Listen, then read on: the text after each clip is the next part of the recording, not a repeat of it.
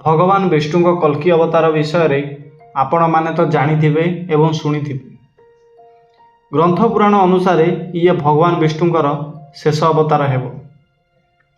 जेतेबेले पृथ्वी रे पाप सबु चरम सीमा रे पहुँची जीव, सबुआडे अधर्म आ अत्याचार हेबाकू लागिबो, ठीक सही समय रे सृष्टिर उद्धार करिबा लागि भगवान कल्कि अवतार नेबे एवं कली जुगर अंत करी पुणी थरे नुआ धर्मजुगर स्थापना करिबे।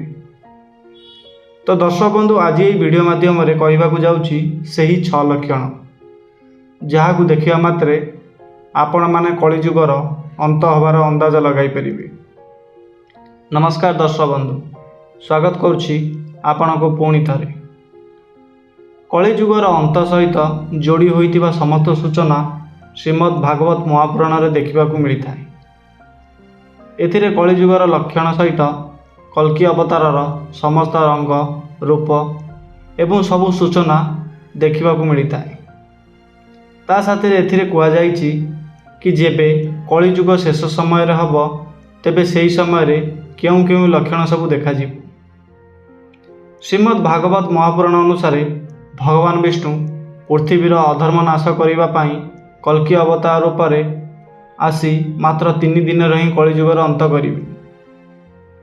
कलिजुगर अंत करि सारिबा परे भगवान पुणी थरे नुआ धर्मर प्रतिष्ठा करिबे। भगवान अवतार नवा पूर्वरु किछि एमिति लक्षण देखिबाकू मिलिबो जहा कि पूरा असामान्य हेबो। ए लक्षण पृथ्वी रे बढुथिबा अधर्म एवं पापर चरम सीमार संकेत हेबो, जहा पर भगवान आसिकरी सबु किछि खत्म करिदेबे। तेबे चलंतु एबे जानिबा श्रीमद् भागवत महापुराण रे कुआ जाइतिबा एमिति ही 6टी संकेत विषय रे।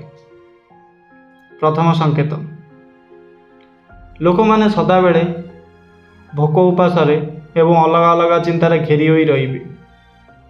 लोक मानक शरीर को विभिन्न प्रकार रोग लगी जीवो आ मनीष मानकर अधिक थिबा आयु केवल 20 किंबा 30 वर्ष ही रही जीवो।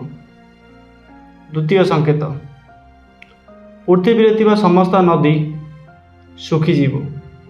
समस्त नदी नाल पोखरी पानी शेष होई जीवा परे पूरा सृष्टि रे हाहाकार मची जीवो। एमिति अकाल मृत्यु बढ़ी जीवो कि समस्त गछलता भी सुखी जीवो। तृतीय संकेत, स्वामी एवं स्त्री व्यभिचारी होई जीवे। सेमाने दुए दुईंठाରୁ अलगा होई पर स्त्री पुरुष मानक सहित संपर्क स्थापन करिवे। लोक माने बिना बाहागर रे साथी रे रहिबाकू लागिवे आ संपर्कर कोनोसी सीमा ही रहिबो नाही। चतुर्थ संकेत, धर्मस्थली मानकर पवित्र कथा आलोचना हवा बदल रे अधर्म एवं खराब कथा आलोचना हेबाकू लागिवो। मंदिर मानकर पूजा पाठ हवा बदल रे व्यभिचार हबाकू लागिवो। जेते सब धर्मशाली रही तो सेठारे पूजा पाठ हवा बदल रे धन कमेवा पई लागी पड़िबे।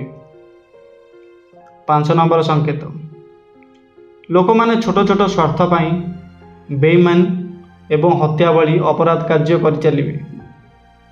मनुष्य जीवन रे कोनोसी भी मूल्य रहिबो नाही।